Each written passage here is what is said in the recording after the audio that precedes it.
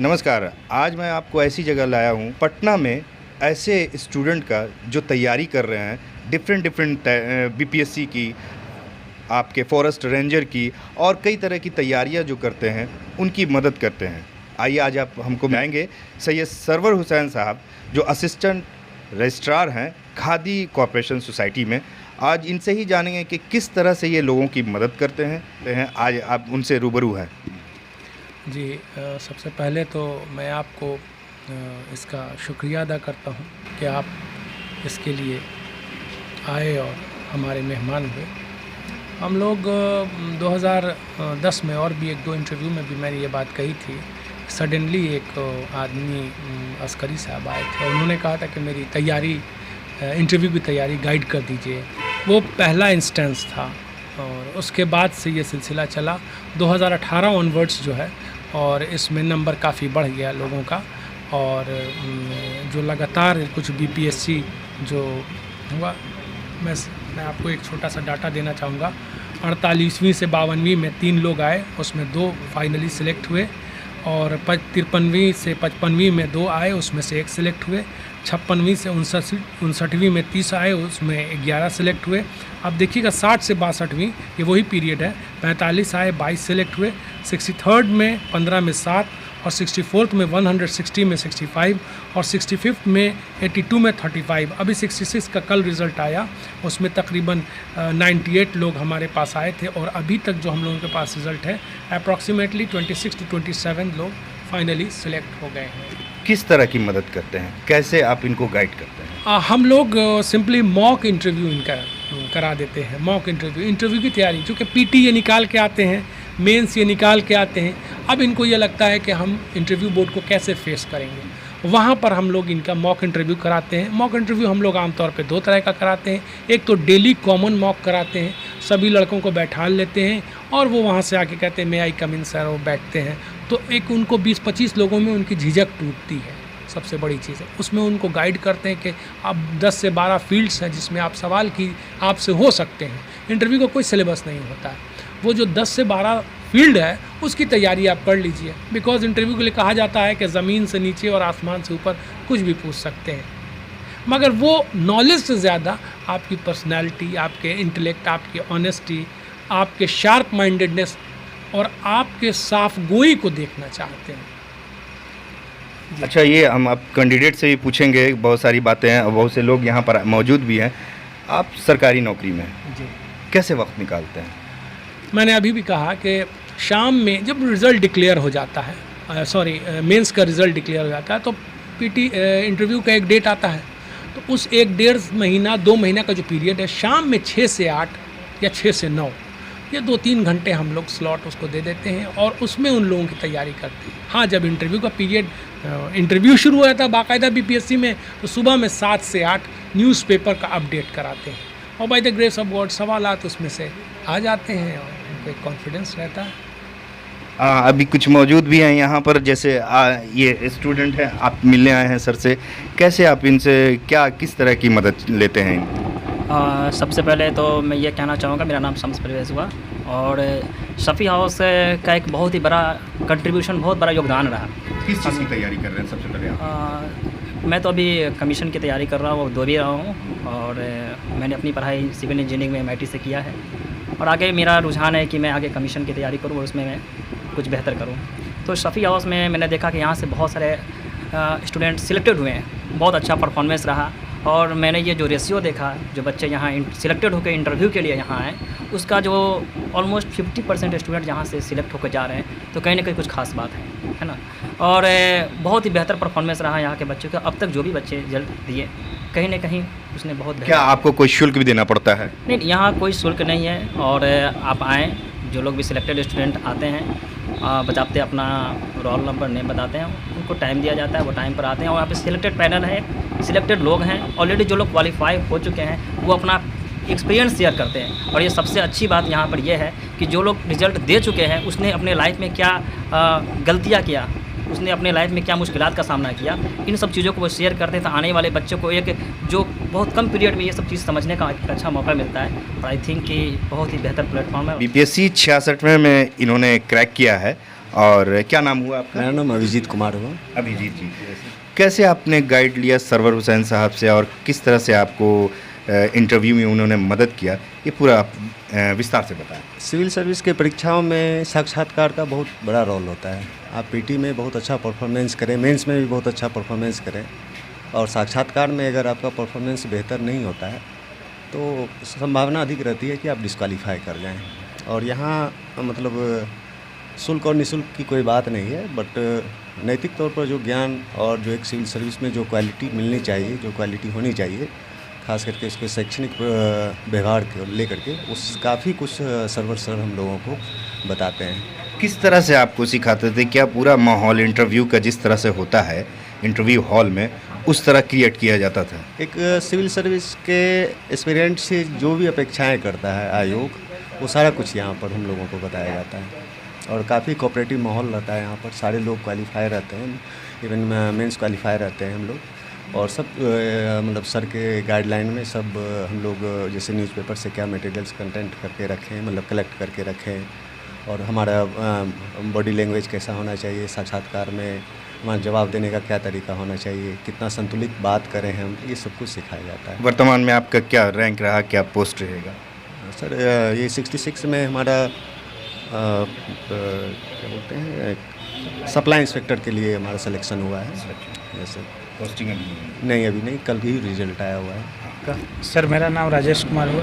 किस चीज़ की तैयारी कर रहे हैं आप? सर बीपीएससी का और यूपीएससी का सर। जैसा कि इन्होंने बताया कि निःशुल्क सेवा यहाँ दी जाती है, जी सर। कितना आप फ़ायदा उठा रहे हैं यहाँ से? सर मैं यहाँ 64, 65 दो गो इंटरव्यू बीपीएससी का भी दिया हूँ, तो उसमें इंटरव्यू में मुझे बहुत फ़ायदा हुआ है। अभी आपका कुछ कोई एग्ज़ाम ऐसा क्रैक किया है, किसी चीज़ में आपकी कामयाबी मिली? जी सर, अभी मैं वर्तमान में सामान्य प्रशासन विभाग में क्लर्क पोस्ट पर पोस्टेड हूँ। कहाँ पोस्टेड हैं आप? पटना में सामान्य प्रशासन विभाग में। आप बताएं, आप क्या नाम? मेरा नाम शशि रंजन कुमार हुआ, अच्छा। और मेरा 64th में चयन हुआ था। तो इसमें सर का बहुत बड़ा योगदान रहा, क्योंकि सर का कैसे योगदान रहा है, कुछ आप विस्तार से बताएं। सर का योगदान था कि कैसे पढ़ना है, कैसे वहाँ जवाब देना है, क्या आपका शैली रहेगा जवाब का, कैसे आप वहाँ मतलब आप धैर्य के साथ जवाब देना है, सर कैसे वहाँ प्रेजेंट करना है, कैसे आपको विवेक उपयोग करना है, ये सारा चीज़ सर सिखाएं। अभी वर्तमान में आप कहाँ हैं? वर्तमान में हम सचिवालय में पंचायती राज विभाग में पोस्टेड हैं। जी। चलिए, और आगे आप बताएं, आपका क्या नाम हुआ? मेरा नाम राकेश कुमार हुआ। आप किस चीज़ की तैयारी कर रहे मैं हैं? सिविल सेवा की तैयारी करता हूँ।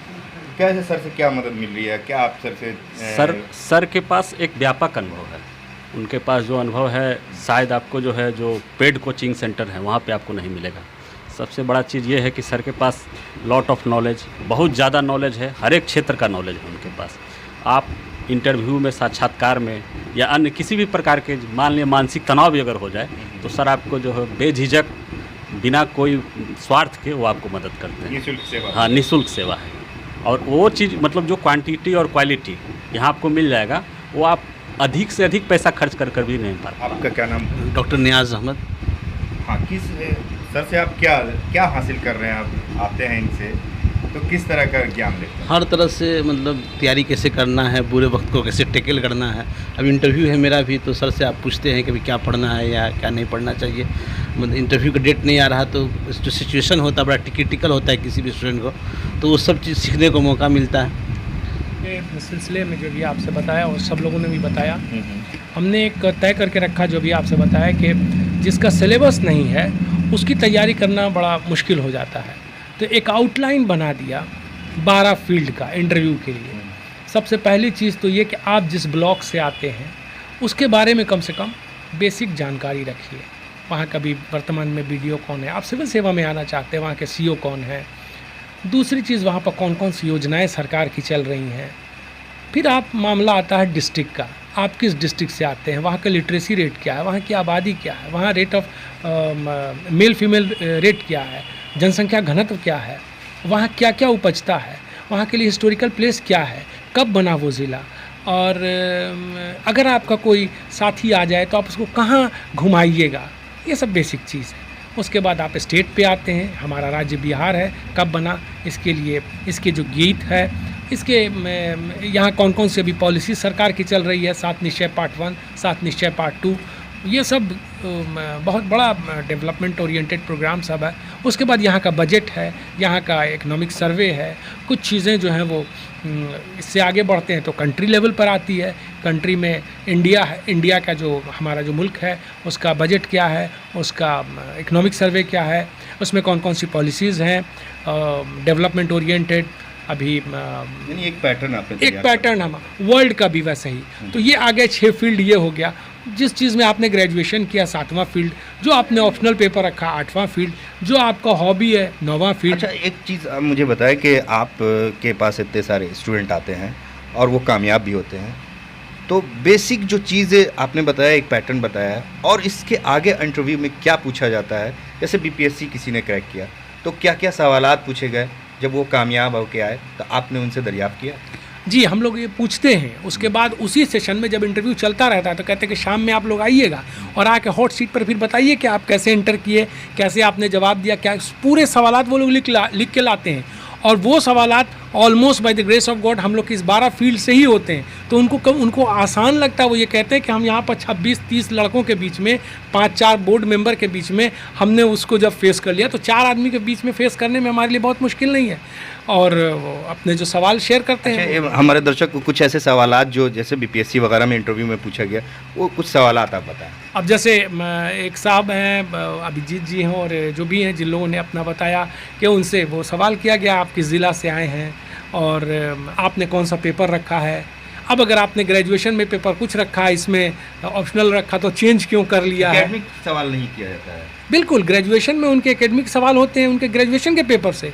और अगर उनका ग्रेजुएशन का पेपर ऑप्शनल पेपर बदल जाता है तो सवाल करते हैं कि जिसमें आपने 3 साल लगाया है उसको क्यों छोड़ दिया, डाइवर्शन क्यों। उसका जवाब हम लोग तैयार कराते हैं और by the grace of God ये लोग जवाब देते हैं। फिर वही 7 निश्चय पार्ट 1 पार्ट 2 या सरकार की जो योजनाएं हैं उस पर, या करंट सिनारियो, वर्ल्ड का करंट इंटरनेशनल सिनारियो।